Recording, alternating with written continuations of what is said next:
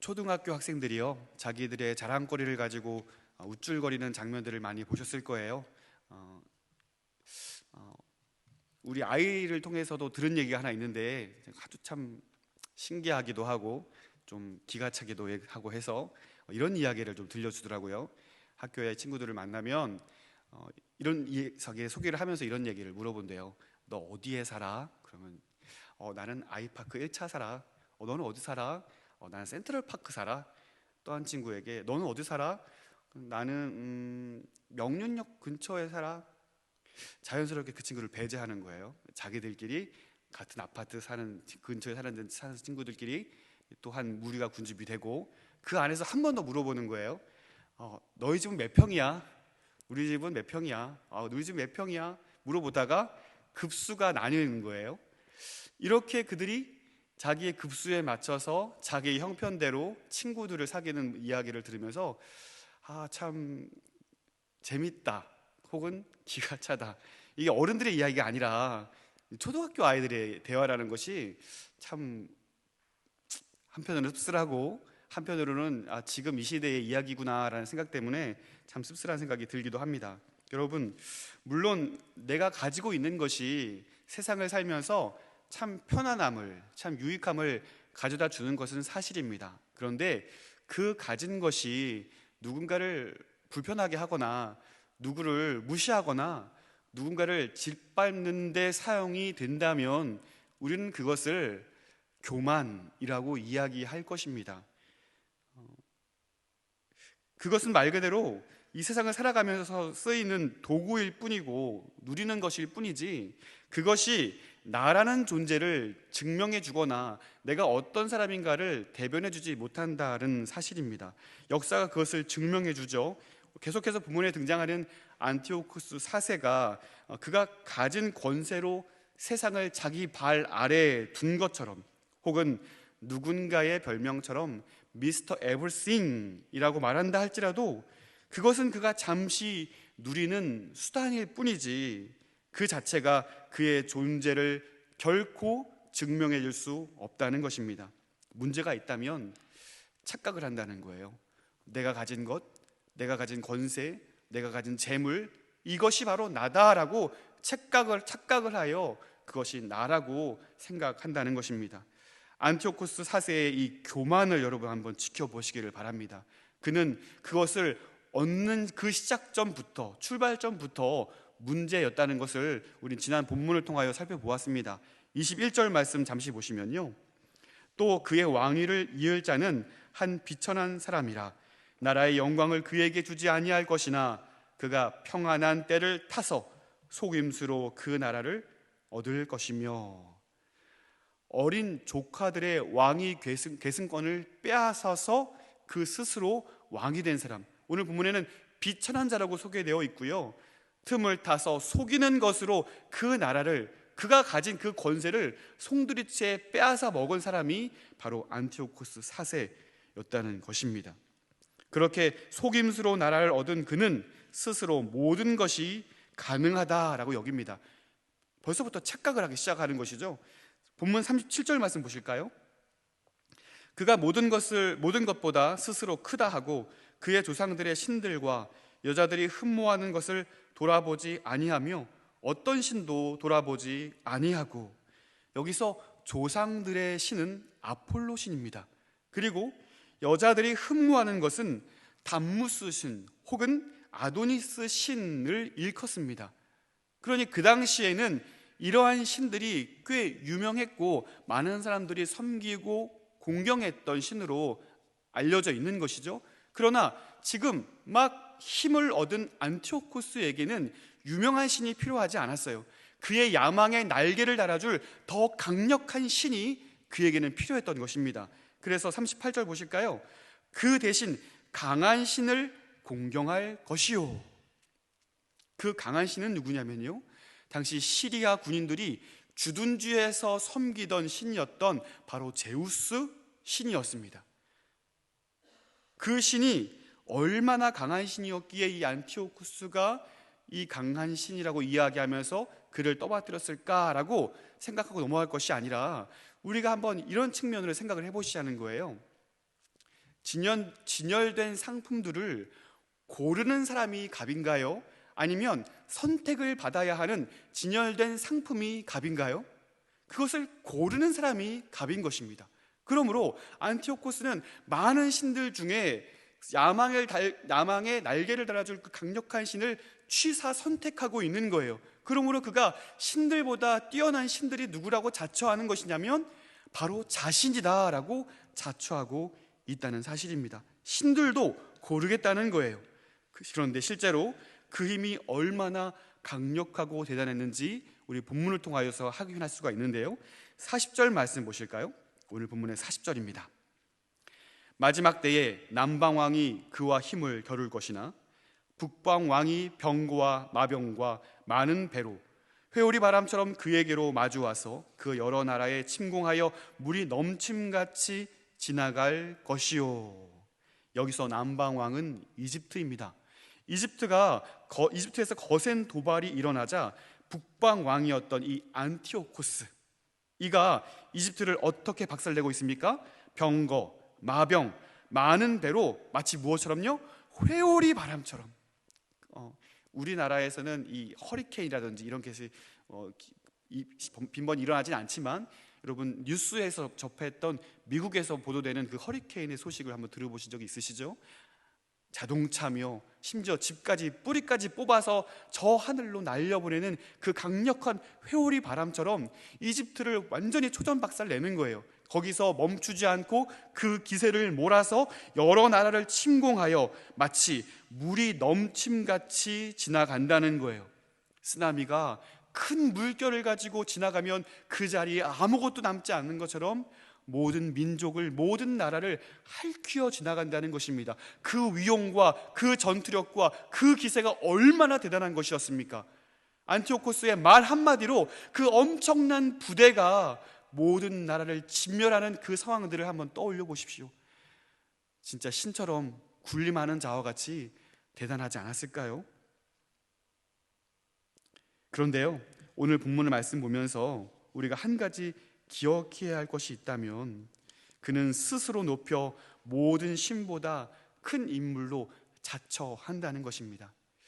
그가 가진 것이 마치 나 자신인 것처럼 착각한다는 데 문제가 있습니다. 왜 착각입니까? 모든 신보다 가장 높은 신은 힘이 있는 안티오코스가 아니라 천지를 창조하신 바로 하나님이시기 때문에 그렇습니다. 그가 힘이 강해 모든 것을 가능하게 했던 그 이유는 무엇입니까? 그가 실제로 강력한 사람이고 그 모든 것을 휘어잡을 만한 어떤 능력이 있는 사람이었기 때문일까요? 결코 그렇지 않다는 거예요.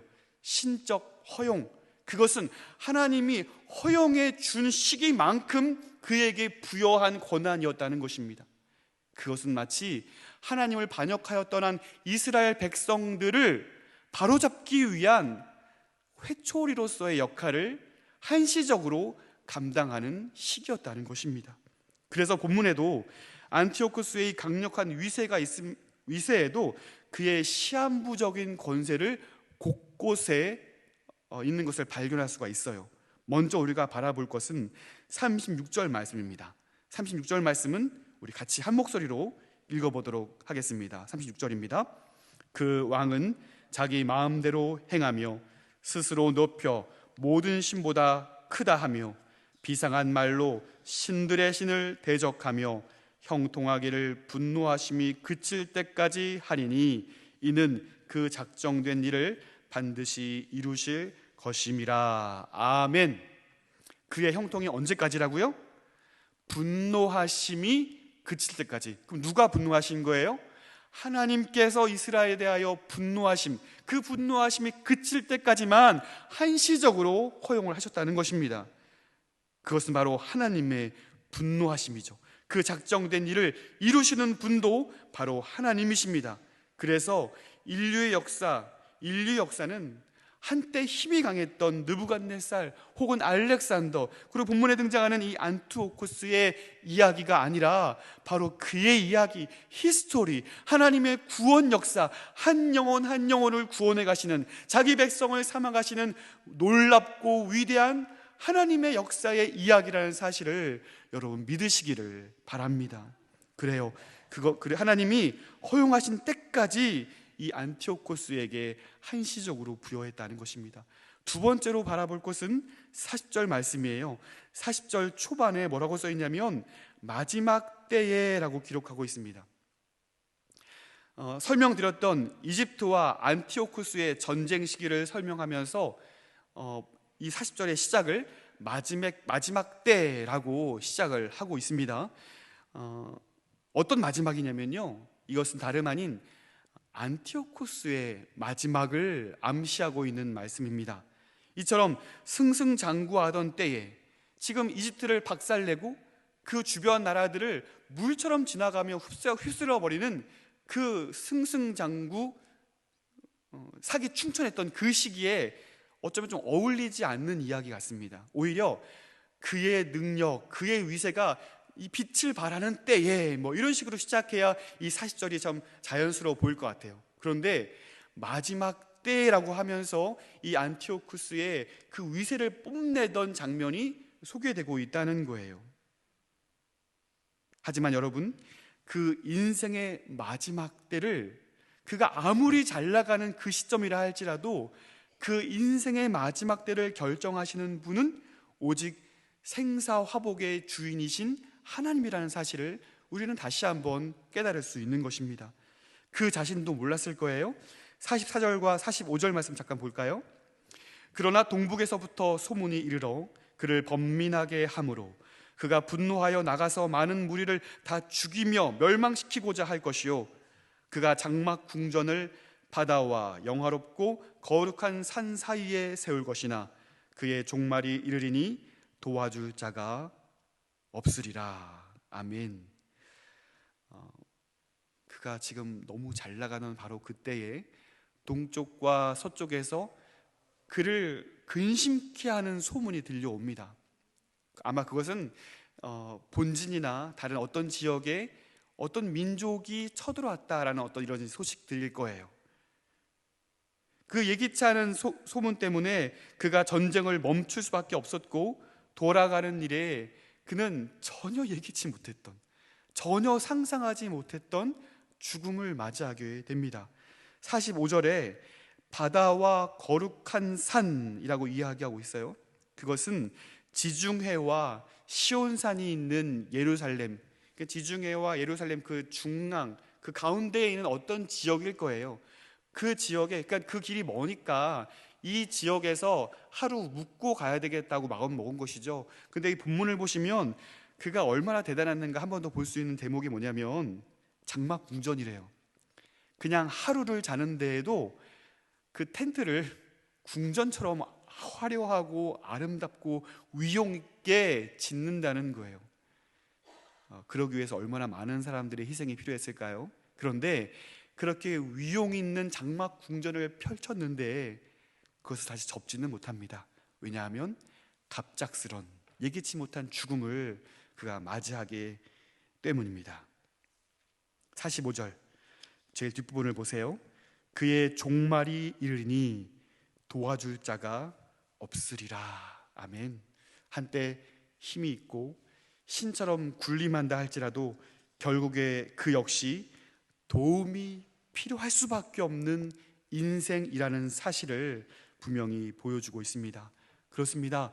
하나님을 떠난 인생이 제 아무리 많은 것을 가지고 스스로 높이 여긴다 할지라도 그것이 그를 결코 구원해 주지 못한다는 사실입니다.